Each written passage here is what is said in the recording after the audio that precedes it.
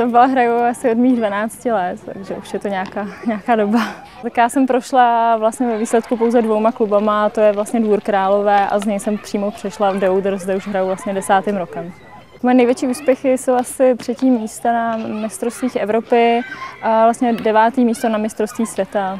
Softballu věnuju poměrnou část mého volného času, takže to je samozřejmě jako problém každé hráčky, ale pořád tu volbu máme, takže si to užíváme.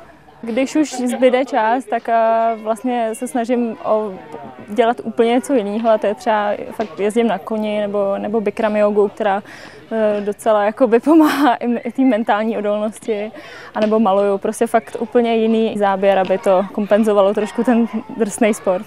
Já televizi nemám, nekoukám na jiný sporty, a teda snažím se minimalizovat ten čas před tou televizí, ale spíš koukám na baseball kvůli švihu. Já dělám spíš menší kroužky, takže pro mě je teďka naprostý vrchol mistrovství Evropy a to je medaile. Já bych chtěla hrát finále na domácí půdě, je to prostě velký sen.